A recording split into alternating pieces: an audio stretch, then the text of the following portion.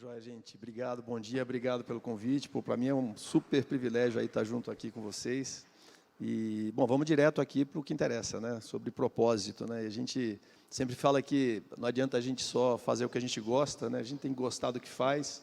Para gostar do que faz, tem que ter satisfação. E eu acho que aí o propósito é que vem por trás e que nos faz ter gosto pelo que nós fazemos. Então, a ideia do papo hoje é esse. E aí eu vou começar já aqui pelo Gabriel. Me deram aqui esse tablet super glamouroso aqui, com as perguntas, e a gente vai sair tudo do script que nós já combinamos, né, Gabriel? Então, a ideia aqui é um pouco falar essa questão de propósito aqui no BV, como é que vocês têm tratado, vocês, junto a ter o ecossistema, né, Gabriel, que vocês têm montado nesses últimos anos, tanto de investidas, stakeholders, colaboradores, parceiros, acionistas, como é que tudo isso tem movido aí o Banco BV nos últimos anos e o que vocês têm implementado? Perfeito, perfeito, João. Bom, prazer estar aqui com essas feras todas, né? E obrigado pelo convite, Marcelo, turma do evento.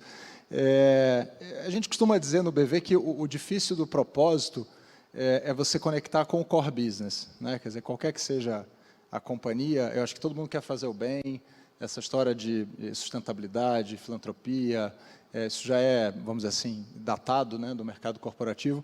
O difícil é você trazer isso para a cultura organizacional e trazer para o core business, né? Quer dizer, para os incentivos, para o resultado da companhia. Então, eu vou contar dois exemplos breves que eu acho que ilustram isso, né? A gente é uma casa de crédito, majoritariamente, né? O BV ele tem aí perto de 80 bi de carteira de crédito, opera tanto no atacado quanto no varejo, e é uma casa cujo principal negócio é crédito. O principal ponto de atrito no negócio de crédito é a cobrança.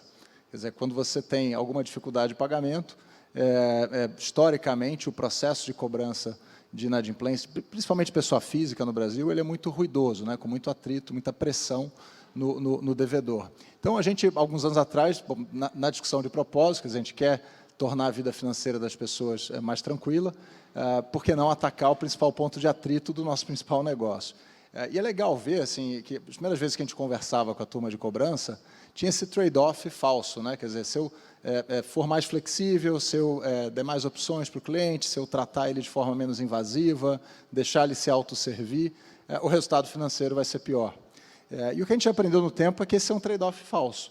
A gente tem hoje um NPS na cobrança da ordem de 80, quer dizer, nível de grandes marcas do mundo digital, né? Então, no pior momento da jornada do cliente conosco, depois de alguns anos de trabalho, a gente consegue ter dos melhores momentos de satisfação desse cliente, né? Então, óbvio, por trás tem muito dado, muita tecnologia, muito incentivo, mas o fato é que dá para fazer, né? E o segundo exemplo, quer dizer, o principal negócio é financiar carros, a gente é líder há 9 anos no Brasil, financiamento de leves usados, né? É o cash cow principal da companhia. E carro polui, carro a combustão polui. Então, toda a discussão ambiental nossa, primeira discussão foi, bom, o que a gente faz com isso, né? Vai demorar, talvez, para carro elétrico chegar no mercado de carros usados. Até a gente tem feito muitas iniciativas. Ontem divulgamos uma em parceria com o Grupo Ultra e com a Volts de financiamento de motos elétricas para entregadores de gig economy, né? Então, assim, tem muitas iniciativas para empurrar essa adoção de carro elétrico, mas demora para a frota toda de carros usados ser renovada. Então, a primeira coisa que a gente fez foi mitigar o efeito de CO2. A gente é o primeiro Banco das Américas a mitigar toda a poluição da frota que financia. A gente já está com isso há 1 ano e meio, mais ou menos, no ar, já são 1 milhão de veículos no Brasil que têm a sua emissão de CO2 mitigada pelo BV. E o segundo, que me dá mais orgulho ainda, é a gente começou a olhar, bom, que outros negócios sustentáveis a gente conecta crédito. E em 2018 a gente entrou em financiamento de energia solar residencial. Bom, o BV já é líder desse mercado hoje, é um mercado booming no Brasil. A gente tem uma carteira de crédito da ordem de 3,5 bi e 30% de market share, crescendo 160% ao ano nessa linha de negócio. Então, acho que o ponto é você traduzir na cultura, nos incentivos, mas também no core business, qualquer que seja o propósito da sua companhia, né? Bom, bem legal aqui, né? Você falou 2 pontos super interessantes. Um é essa questão de, quando você fala de energia renovável, tem a ver com o SG, com a questão de você estar, de alguma maneira, contribuindo para a comunidade. Outro, quando você fala de crédito, eu e o Marquinhos trabalhamos juntos no Itaú, ele muitos anos como crédito também. Quando você fala de cobrança, na realidade, o propósito é você recuperar a vida do cliente, não um brucutu cobrando, né? Aquela imagem negativa. Exatamente. Então, esse é um lado, se o teu NPS está 80, significa que você está realmente esse lado de buscar na comunidade deve estar positivo, né? Aí, o Marcos, passar para você a próxima também, aí, como é que você vê propósito aí no BS2, considerando que você praticamente teve um trabalho enorme de quase pivotar uma empresa no meio da pandemia, né? Primeiro, bom dia aí. Obrigado pelo convite de estar aqui com vocês e os colegas aqui nesse debate aqui tão oportuno, né? E, por sinal, boa parte em presencial, né? Faz tempo que a gente não tem eventos aqui da nossa indústria em que a gente possa estar presencialmente, então é bom retomar isso aí também, né? Bom, como você falou, Bezerra, a gente está na jornada no BS2 de reorganização ou de transformação, né? E quando a gente fala de propósito, isso é um dos elementos que a gente está justamente na nossa jornada de estabelecer e de buscar, porque quando eu me juntei ao banco, e isso foi em maio do ano passado, a missão era a gente fazer uma reorganização na governança do banco, mas também reorganizar o modelo de negócio do banco, né? Vocacionar o banco aqui com um plano de negócio muito claro, um foco, que a gente definiu como sendo pequenas e médias empresas, né? E aí entra um pouco do que é que a gente vai fazer com isso, né? Mas também de revisar, né, boa parte aqui dos nossos gaps, né? De prateleira, de produto, de pessoas, de tecnologia. E foi interessante ver que nessa jornada aí, em plena pandemia, a gente, né, se colocou no desafio de comprar e entregar empresas. Então, a gente comprou uma fintech, o Will, no processo. A gente vendeu empresas que a gente tinha dentro de casa, um asset, um da TVM, né, para o Grupo Faros e para o Galápagos, respectivamente. A gente fez migração de cliente PF, a gente saiu do segmento de pessoa física e passamos os clientes aqui para o Next, né? Montamos um negócio novo de seguros, contratamos um monte de gente nova para o banco, né? Gente que a gente contratou e eu pessoalmente só fui conhecer pessoalmente 3, 4 meses depois, né? Então, é uma jornada de transformação, assim, de encontrar aqui um segmento que a gente vai focar e, a partir daqui, definir nosso propósito, como a gente vai fazer a diferença, né? Que é o exercício que a gente vai fazer agora, né? E tudo isso com uma pegada muito digital, que é o modelo nativo do banco. E que bom que, quando veio aqui o grande consumo de aplicativos e APIs para os nossos clientes e parceiros, a gente estava pronto para isso, né? Mas o grande desafio durante a pandemia que a gente teve foi um desafio interno, né? De reorganizar o banco, de refocar o banco e de formar uma cultura nova de como que a gente vai atuar e fazer diferença nesse mundo de pequenas e médias empresas com foco digital, mas com um paradigma muito diferente de operação, de forma mais simples, mais leve, né? Mais analítica, aliás, muito mais analítica, né? E vamos falar um pouco mais sobre isso aí para frente, de como fazer a diferença nesse segmento. Boa. Passar aqui para o Berenguer, né? Eu acho que essa questão de PMEs, né? Hoje, o papel fundamental do banco, na realidade, é fomentar desenvolvimento, principalmente através de crédito, né? E as PMEs, na realidade, é quem leva o Brasil nas costas, no final das contas. Aí, o Berenguer, a minha pergunta para você, aí, provocando, né? Você que veio de um banco global para um banco local que quer ser global, como é que essa questão do propósito movimenta a inovação e os negócios no mundo PMEs? Bom dia a todos. Obrigado, João. Prazer estar com vocês aqui. Vamos lá. Primeiro, o segmento de PMEs é o segmento mais desassistido da cadeia de pessoa jurídica, assim como é o segmento de baixa renda ou de renda menor na pessoa física. É um segmento que depende de crédito. O crédito ele é caro, ele é volátil e a vida do empreendedor, do pequeno empresário, é bastante complexa do ponto de vista financeiro, né? Então, a gente está montando um chassi para poder atender essa base, utilizando tecnologia, utilizando o que está surgindo de novo, centrais de recebíveis, toda a questão relacionada à comparação de preços, de ofertas, educação financeira, para que a gente possa apoiar o empreendedor, o pequeno empresário, a ter uma vida financeira mais sustentável, né? A gente gosta de dizer lá na empresa, na companhia, que a gente está lá para viabilizar a vida dos nossos clientes e não torná-los não cidadãos financeiros, né? Ou seja, fazer com que a vida financeira dele seja um problema e ele tire o foco da gestão do seu negócio. Então, todo o nosso propósito é no sentido de apoiar esses clientes, dar para ele, como eu falei, educação financeira, produtos adequados. O nosso mindset de arquitetura aberta. A gente está montando uma plataforma onde o cliente vai poder se servir não só dos nossos produtos, mas de produtos de terceiros. E isso, no momento que a tecnologia está ficando cada vez mais acessível, não só para a gente, mas para o cliente também. E as iniciativas do regulador, como, de novo, as centrais de recebíveis, Open Finance, etc., vão ajudar a gente nessa jornada de ter uma oferta mais adequada para esse segmento. Eu vejo uma mudança enorme acontecendo nesse segmento. Eu acho que isso vai ser determinante para a competitividade dessas pequenas empresas daqui para frente. E se a gente olha para trás, a vida desses pequenos empreendedores foi muito complexa, né? De novo, o crédito, ele foi um crédito... Via de regra, esse empreendedor precisa de crédito, e o crédito não esteve lá em alguns momentos essenciais da jornada desse cliente. Então, a gente acha que com essas iniciativas, e não só nossa, do sistema como um todo, está abraçando essas novas tecnologias, a vida desses clientes vai ser muito mais fácil do ponto de vista financeiro, e ele vai poder comparar e vai poder escolher a melhor oferta para ele. Então, a gente enxerga isso como nosso norte, apoiar, educar, no sentido positivo, o cliente, está oferecendo as soluções adequadas, não forçar a venda dos nossos produtos, e sim procurar a melhor oferta para aquela situação daquele cliente. É o que a gente tem feito, e aí casa com a questão do propósito, né, que é fazer com que a gente consiga desenvolver a nossa base de clientes. Obviamente, resultado, rentabilidade é essencial. A gente acredita que propósito é super relevante, mas ele não é viável só o propósito se a empresa não for competitiva e lucrativa. É o tal do ganha-ganha, né? Então, a gente adota essa filosofia para ser efetivo, para ser competitivo e para entregar para o cliente a melhor solução possível. Então, o que a gente tem feito, eu acho que é uma jornada espetacular, a gente ainda está no começo, tem muita coisa para fazer, e a gente enxerga com muito entusiasmo essa possibilidade de ser um player competitivo nesse segmento. Legal o que você falou aqui, é que você percebe que qual é a empresa do mundo que tratou a inclusão de maneira genuína, com propósito, com competência, porque ninguém aqui é ONG, né? Para você ter isso continuar gerando de maneira sustentável, o sucesso veio naturalmente, né?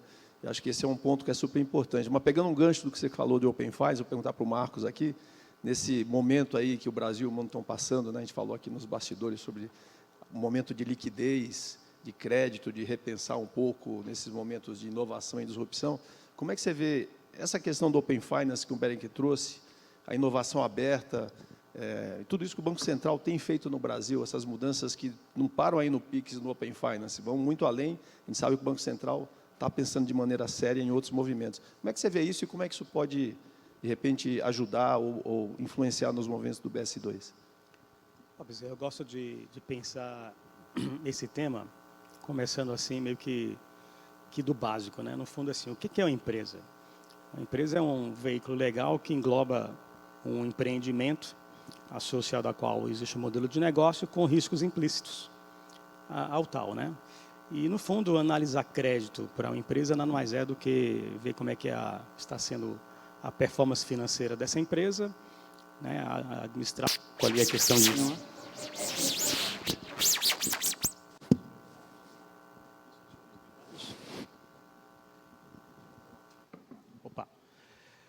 Então, uma vez tendo acesso a essas informações, né, analisar crédito para a empresa é algo relativamente simples. O grande problema é que essas informações são difíceis para caramba de conseguir, né? Então, o desafio de crédito é um desafio de acesso, né, para a PME, do ponto de vista dos provedores de crédito, né, muito mais do que para as próprias empresas. Então, quando a gente vê temas como Open Finance e contexto de regulamentação nova, né, alinhadas a tecnologias novas, abre um espaço enorme de inovação. Tradicionalmente, né, o processo de crédito para empresas no Brasil, e aí falando um pouco mais de empresas mais parrudinhas, né, e quando a gente fala PME, em particular no BS2, a gente fala de empresas com, no mínimo, 1 milhão de faturamento para cima, né, esse é o foco que a gente está olhando. No Brasil, o processo de crédito é um processo muito julgamental, baseado em visitas, recolhimento de informações, debates em comitês, é um processo que a gente pode chamar assim, ele não é smart, né? Ainda, ele não é smart, é um processo na força bruta, né? Em que tipicamente se envolve aí mais tempo do que o necessário, é um processo mais oneroso do que muitas vezes o permissível, e é um processo que demanda, por vezes, muito mais garantias do cliente do que seria o tecnicamente correto, por pura falta de informação e não sofisticação da capacidade de análise de crédito. Então, assuntos que permitem mais acesso a dados, no fundo, vão propiciar oportunidades de inovação, né, de fazer análise de crédito com mais técnica, né, com mais capacidade de discriminação de riscos. Não que o assunto de constituição de garantia deixe de ser relevante, não. Continuará sendo muito relevante, né? Mas é interessante que o próprio processo de garantias no Brasil, ele também não é digital, né? Ele é muito analógico. Então, é um processo com muita fricção em toda a cadeia, né? Então, inovações como essas vão modernizar o processo, né? Vai ampliar, vai permitir com que, inclusive, né, a exemplo do que a gente tem hoje já muito mais avançado no Brasil na relação de crédito ao consumo, experiências de colocação de produto de crédito para a empresa passem a ser muito mais abrangentes, envolvidas em jornadas do dia a dia das empresas, né? Isso fatidicamente vai acontecer nos próximos anos, a partir de frentes como essas, né? Aliadas aqui a possibilidades tecnológicas novas, né? Então, o mercado de crédito ele tende sim a expandir, e eu acho que vai se expandir de forma segura, né? Não acho que a gente vai ter risco de passar por uma explosão de crédito de forma incontrolada, né? Porque os elementos de controle estão aí, o domínio de como fazer isso, eu acho que é um domínio que existe também, né? O que agora vai se permitir é fazer isso de uma forma um pouco mais leve, um pouco mais moderna, um pouco não, né? Bastante mais, aliás, né? E que, portanto, vai transformar para a empresa oportunidades aqui de, como falou o Berenga, né? Focar mais no seu dia a dia e se preocupar menos aqui de tomar, ver se, pô, aquele crédito que eu pedi mês passado já saiu, porque hoje a situação é mais ou menos essa, né? Aproveitar aqui para o Gabriel, então, você falou um negócio super legal, né? Que dados, pelo jeito, parece que vai ser o novo collateral. Ou seja, garantias, nem sempre fica fácil de trabalhar com garantias, porque, aí eu vou provocar aqui o Gabriel, porque quando você trabalha com financiamento de veículos, ele tem que retomar, você tem que saber retomar. Depois você tem que saber vender usado, às vezes tem que se transformar numa das maiores revendedoras de usados. Nós já passamos por isso, eu Marquinhos antes aqui. Então, você tem que aprender o que a Localiza faz, por exemplo. Como é que você vê aí, Gabriel, e no BV tem um negócio muito legal, que é esse ecossistema de fintechs, que você já tem trabalhado há algum tempo, inovação aberta. Como é que você acha que inovação aberta, tecnologia, esse ecossistema que vocês estão montando, podem fazer essa movimentação e transformar o negócio tradicional do BV, que veio, por exemplo, de veículos lá atrás? Perfeito. Né? E o Open Finance também, como é que isso se entrelaça aí? Perfeito. A visão foi relativamente simples há alguns anos atrás. Assim, a gente era uma casa muito concentrada em um único negócio. Esse negócio é bom, a gente sabe fazer, enfim, quer continuar fazendo, mas, óbvio, ele tem seus ciclos, né? Então, coisa de 4, 5 anos atrás, a gente começou uma busca por diversificação das fontes de receita do banco. E aí, coincidentemente, era aquela explosão, né, a chamada fase de fragmentação do mercado financeiro, né? A gente viu em pagamentos, viu no dia a dia de banking, está vendo agora em seguros, quer dizer, você tem cada uma das verticais bancárias sendo expostas a esse processo de inovação e fragmentação que a transformação digital trouxe, né? Então, isso era uma oportunidade gigantesca para o BV diversificar. E o segundo conceito que a gente claramente entendeu é essa complementariedade, né, de uma casa bancária sólida, com bons empreendedores, especialistas em determinados nichos, mas com grau de velocidade, de adaptação muito maior que uma empresa do tamanho do BV. Então, a combinação dessas duas coisas nos jogou muito mais, vamos dizer assim, como parceiro de fintechs e startups do que como grandes incumbentes que iriam contra esse fenômeno, né? Então, alguns exemplos para vocês. A gente tem talvez a maior plataforma de Bank as a Service hoje do Brasil. São mais de 90 milhões de transações todo santo trimestre, crescendo 300% ao ano, com cerca de 60 companhias, né? Nomes como Neon, Adyen, Abastece Aí, e tantos outros que se servem das APIs, eu brinco da cozinha bancária, né? Isso, obviamente, é um jeito moderno, né? A gente, Marcos e eu, que trabalhamos tantos anos em parceria com o varejista, é um jeito moderno de chegar a novos canais de distribuição, porque on top do Bank as a Service, você muitas vezes tem acordos de distribuição de crédito com esses parceiros, né? O segundo é você buscar inovação aberta em segmentos que você não domina. Eu comentei aqui energia solar, eu acho que a grande sacada nossa de entrada em energia solar foi apostar num empreendedor que hoje lidera disparado o maior marketplace digital do setor, uma rede de franquia em franca expansão. Isso nos permitiu acessar quase 20 mil instaladores no Brasil inteiro e formar uma distribuição muito rápida desse produto, né? Então, acho que esse conceito de complementariedade do que o banco faz muito bem, essa cozinha bancária, essa expertise de crédito, acoplado à inovação e essa visão de empreendedorismo. E dados talvez a grande fronteira de diferenciação disso, né? Quer dizer, eu costumo dizer que o Open Finance é um conceito, o Pix é um produto, né? Quer dizer, tem uma diferença brutal. Você imaginar que há poucos anos atrás a gente não tinha birô positivo no Brasil e agora a gente está conversando de Open Finance, então é uma explosão de dados que as casas de crédito, as boas companhias de serviço financeiro vão ter que bear with it, né? Quer dizer, vão ter que aprender a lidar com isso. A gente já tinha uma vocação de modelagem muito forte, já tinha uma área de ciência de dados muito forte, mas ano passado a gente fez uma parceria de longo prazo com a Google. Eu brinco assim, nada melhor do que a maior empresa de dados do mundo para nos ajudar a inovar em dados, né? Então, a gente fez uma parceria de longo prazo com a Google que permite co-inovação dentro dessa dinâmica toda de dados, né? São 7 países da Google no mundo fornecendo talento alocado para problemas de negócio em parceria com os nossos talentos de dados. Então, isso, no eclodir da era do Open Finance, a gente acha que no tempo vai ser um diferencial competitivo importante. E se parar para pensar, João, assim, vários dos setores já chegaram no nível de personalização de oferta. Banco ainda não. A gente ainda fala muito de segmentação de oferta, mas não de personalização, né? A gente coloca os clientes em clusters, em caixinhas, mas não aquele cliente naquele contexto, né? Eu brinco que quando eu abro o Spotify de manhã, ele vai me colocar uma playlist de rock como a primeira, porque eu vou correr, pedalar, alguma coisa. Agora, se eu abro o sábado à noite, provavelmente já vai ser uma bossa nova, um jazz, para eu tomar um vinho com a minha esposa. Então, qual é esse grau de personalização que a indústria bancária vai poder prover? Eu acho que o que está por trás é expertise em dados. Essa é a nova, a nova fonte de diferenciação competitiva na nossa visão, né? Você falou um negócio interessante, né? Que o Banco Central no Pix ele não só regulou, mas ele produtizou o mercado, né? Foi um pouco além aqui, está tudo certo na inclusão. Aí eu vou passar para o Berenguer, ele que trouxe a questão do Open Finance, então eu vou perguntar como é que esses movimentos do Banco Central impactam ou estimulam aí a XP, e como é que, também indo na linha de inovação aberta, que o Gabriel comentou, vocês também estão na linha de criação de Corporate Venture Capitals.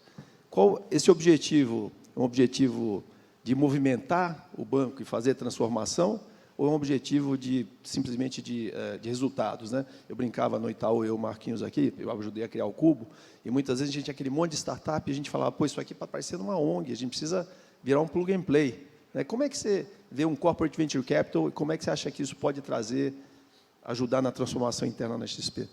Bom, em relação à postura do regulador, o que a gente percebe é que o sistema financeiro talvez não tenha entendido que há, sei lá, 15 anos atrás a coisa começou a mudar, né? E mudar em prol do consumidor, em prol da transparência, em prol da maior competitividade, etc.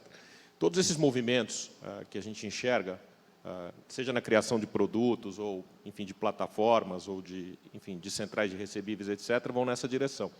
E a gente enxerga com muito entusiasmo isso tudo, porque vai fazer a vida do cliente mais fácil, vai baratear o crédito, vai aumentar a oferta, vai dar mais competitividade para o sistema, enfim, benefício para a sociedade toda. Então, eu acho que está só começando. Eu realmente vejo, às vezes, quando eu escuto algumas colocações de, olha, esse negócio de Open Finance, isso aí é bobagem, isso aí não vai alterar o equilíbrio do mercado, não vai alterar a situação dos clientes. Isso, para mim, é uma miopia enorme.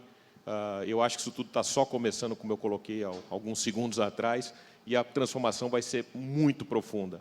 Eu acho que a gente vai assistir, nos próximos anos, uma modificação completa do nosso dia a dia financeiro. E isso vai ser muito bom para os clientes. Então, a gente vê com muito entusiasmo. Enfim, eu acho que toda a nossa vida financeira, seja pessoa física, seja pessoa jurídica, investidores, etc., ela vai mudar. E ela vai se tornar muito mais fluida e a gente vai consumir produtos de diversos provedores de forma muito transparente. Eu acho que isso que vai acontecer quando a gente estiver maduro do ponto de vista de Open Finance. E a agenda do Banco Central, às vezes o mercado confunde, a agenda do diretor A, B ou C, ou do presidente do Banco Central. Essa é uma agenda da sociedade, é uma agenda de todo o corpo técnico, e eu acho que ela veio para ficar. Em relação a investimentos em startups, fintechs, etc., tem dois ângulos, né? O primeiro é a gente apoiar o empreendedor, e a gente faz isso via diversas formas, via corporate ventures, via fundos, etc.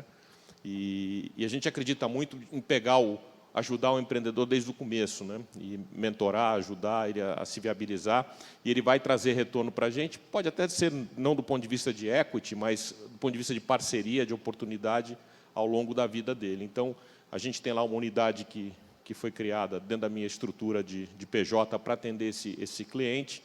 A gente tem feito muitas coisas, desde abrir conta para ele em dólar, se ele está recebendo um aporte de um investidor estrangeiro, até apoiá-lo em questões estratégicas e etc.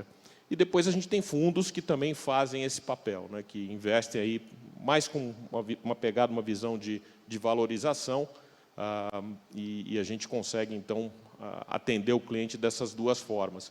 Talvez tenha um terceiro pilar, que seja o estratégico, né, de cobrir algum gap que, eventualmente, a gente tenha de produto ou de tecnologia, e a gente procura também empresas que a gente possa fazer um aporte para poder cobrir esse gap interno.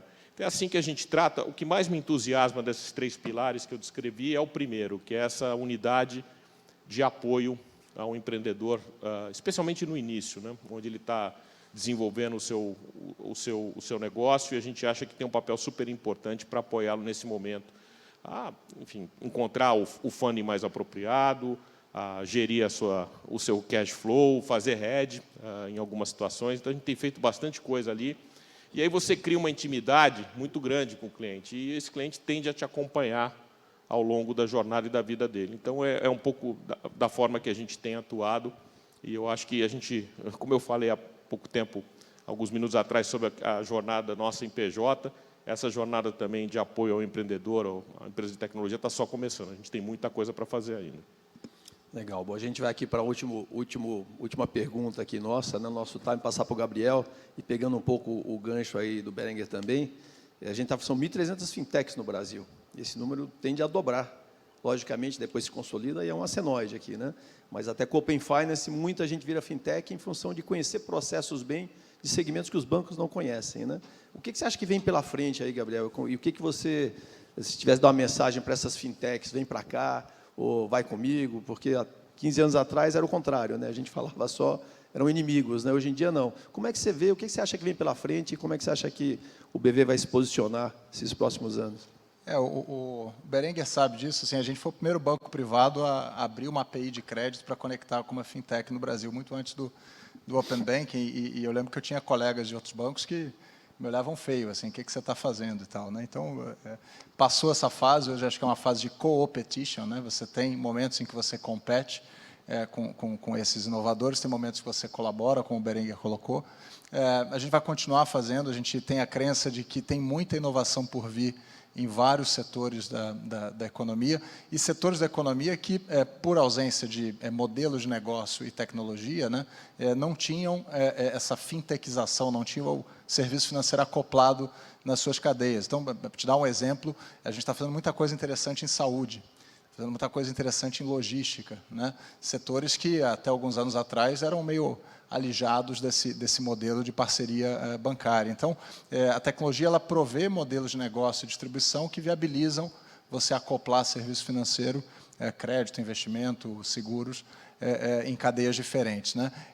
E muito na linha que o Berenguer explicou, quer dizer, a gente tem vários touch points com esse ecossistema de inovação. Então, desde a plataforma de Bank as a Service, que eu comentei, nosso braço de atacado, ano passado, para você ter uma ideia, a gente participou de 1/4 de todo o funding operacional para fintechs no Brasil, com FDICs, debentures e instrumentos como esse, né? A gente tem um Corporate Venture Capital proprietário.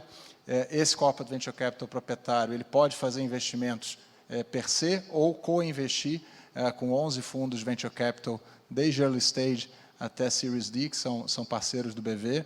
A gente tem um lab de inovação conectado em Vale do Silício, Israel, muito para buscar o que fora do Brasil pode estar no Edge. Então, por exemplo, tem experimentos interessantes em Quantum Computing com esse braço em Israel que a gente tem no Lab de Inovação, sempre muito orientado a um problema específico, né? Acho que você foge dessa coisa meio blasé dos labs de inovação quando você não tem um mandato muito claro. Quando o mandato é muito claro, você consegue convergir incentivos e talento para isso. Isso, obviamente, no tempo, foi nos dando também uma vocação de M&A, que a gente começou a fazer processos de aquisição ou negociações de path to control com algumas dessas companhias. Então, isso, no tempo, vai mudar o portfólio de negócio do BV. Né? Então, são vários acessos possíveis. Agora, ao final do dia, a busca é pelas melhores soluções em cada setor. E a gente tem uma crença que a gente teria que ser muito petulante para achar que as melhores soluções virão de dentro da casa. Quer dizer, em algumas coisas, sim, a gente tem muita confiança na capacidade de concessão de crédito, na boa ciência bancária, né, que muitas vezes não é sexy para empreendedores, mas é, muitas vezes, a diferença do sucesso e do fracasso desses bons empreendedores. Então, a gente tem muita crença nessa solidez, nessa competência do core business do BV, mas acoplar ele a know-how, a inovação, a entendimento de diferentes setores que esse movimento de inovação aberta permite. E tem muita coisa para acontecer. Né? A gente falou aqui de PMS, claramente está acontecendo. Seguros, claramente estamos no início dessa onda de inovação. Todo o processo de DeFi e criptoativos também no início dessa onda. Então, quando você olha assim, pagamentos, a explosão que a gente viu em pessoa física, né, no comércio, a gente não viu ainda no B2B, tem uma onda de inovação grande por acontecer em pagamentos B2B. Então, se você fatia, né, o mercado bancário e fatia as diferentes cadeias de valor da economia, você vai ver que tem muito espaço para soluções inovadoras. E a nossa crença é que isso não virá 100% das grandes casas, né, virá num processo de colaboração com os bons empreendedores. Né? Muito bom. Marcos, para você também é a mesma coisa, né? A provocação. O que vocês estão trazendo de diferencial? Eu sei que você está customizando muita coisa com câmbios seguros, bem que as servem para os clientes PJs, né? O que você está trazendo? O que o BS2 vai trazer de diferencial e qual o teu que você vê pela frente aí? Pois é, uma das diferenças entre uma pequena e média empresa e uma grande empresa é que uma PME ela é muito mais especializada ou focada em termos de conhecimento, processos e pessoas do que uma grande organização. Então, uma PME não tem tipicamente uma área jurídica, uma área de finanças, uma área de contabilidade para poder se engajar em todos os níveis de detalhes que envolvem a contratação, por exemplo, de uma operação de câmbio. A operação de câmbio é uma operação que envolve um conjunto muito grande aqui de documentação, de especificação, de análise de risco de contraparte, de classificação tributária, recolhimento de impostos. É uma operação complexa, né? E onde que está a oportunidade indo para frente, né? Quando você fala de fronteiras novas de disrupção e de coisas que podem acontecer ainda de inovação, são esses elementos de produtos que ainda não foram encapsulados, né? Cujas complexidades não foram ainda encapsuladas, né? Se a gente lembrar como que era abrir uma conta corrente ou solicitar um cartão de crédito há 10 anos atrás, né? É muito diferente do que o processo hoje todo on-board, real-time, digital, baseado em aplicativo, etc, etc. Né? Operações de seguros e câmbio estão ainda atrás desse ciclo de inovação. Né? Então, uma coisa que a gente faz no BS2 é justamente encapsular essa complexidade, lembrando que em produtos de câmbio, o BS2 foi o primeiro banco a lançar a conta internacional e ainda hoje é o único que tem a conta internacional PJ. Né? E a forma de fazer é isso, você transformar complexidade em experiência de uso mais simples, né? Porque ao ter complexidade no processo, ao ter um processo com muita fricção, além do desgaste de tempo, né? Isso traz muita desconfiança para o cliente, né? O cliente não sabe ali se está sendo bem atendido ou não na sua necessidade, né? Se está contratando mais ou menos do que precisa por um preço que seria justo ou não, né? E o que existe aqui de possibilidade de inovação é trazer isso de uma forma simples, de novo, né?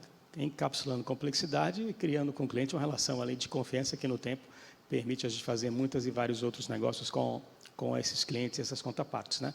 Então, a mesma coisa acontece em seguros, né? Como eu falei, a gente montou uma seguradora, anunciou a montagem de uma seguradora no ano passado, que vai entrar em operações agora nos próximos meses, que ela vai nascer já com esse paradigma, né? De como que a gente cria produtos para pequenas e médias empresas, que são simples na sua experiência de contratação e são muito transparentes nos seus mecanismos de cobertura e precificação, né? É isso que, no fundo, faz parte aqui da transparência de finanças e é algo que a gente imagina que tende a fazer a diferença aqui na nossa forma de trabalhar.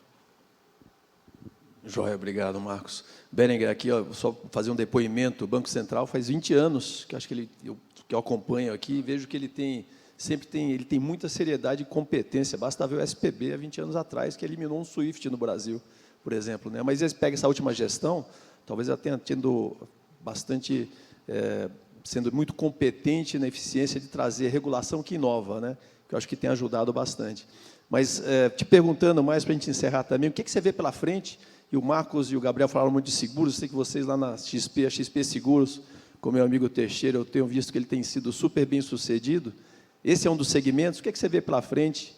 E tua mensagem aí final também, nesse nosso ambiente conturbado de 2022 aí, que a gente tem pela frente. Ô, João, a gente mencionou aqui, tanto o Marcos quanto o Gabriel, conta internacional, PJ, crédito mais competitivo, tantas coisas positivas para o cliente. Então, isso eu acho que vai ser a tônica dos próximos anos, ou seja, o cliente tendo cada vez mais possibilidades e mais ofertas e mais fluidez na vida financeira dele. Então, isso que eu espero. Você lembrou bem, vários desses episódios com o regulador, eu faço aqui o meia-culpa, estava em banco grande também, não, isso não vai funcionar, não vai dar certo, SPB, PIX, centrais de recebíveis, ele tem entregue, às vezes com sobressaltos, mas tem entregue tudo de uma forma muito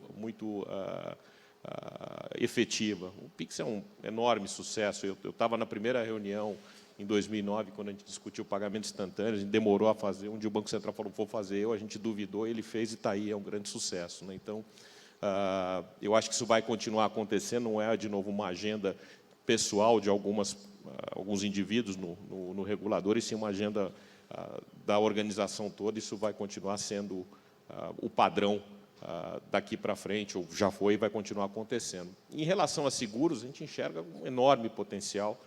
A gente, enfim, está investindo bastante nisso. A gente entende que Open Finance vai nos ajudar a sermos mais efetivos, mais competitivos nesse segmento. Estamos iniciando as atividades com seguro de vida, com alguns seguros para PJ, e estamos, enfim, estudando o que a gente vai fazer em saúde, enfim, em várias outras vertentes. Então, há um ânimo muito grande. A nossa base é uma base que demanda o produto. A base, o cliente, por definição, investidor, é um cliente que consome seguros, né, previdência, etc. Então, a gente está investindo muito nisso, ainda vou repetir pela terceira vez, estamos só começando. Quer dizer, a gente está iniciando essa atividade com entusiasmo muito grande, os indicadores são super positivos, e o Teixeira, como você falou, está fazendo um trabalho muito bacana junto com o Pires e a equipe toda. Então, muita coisa legal para vir aí nos próximos meses. Muito bom. Bom, eu queria agradecer aqui aos três, eu queria agradecer a Anaí e ao Marcelo pela oportunidade, né, de aprender com esses três caras aqui, tomei um monte de nota, né, e foi muito legal. Obrigado, gente, e bom dia para vocês aí, bom resto de evento. Obrigado, obrigado. Obrigado, pessoal.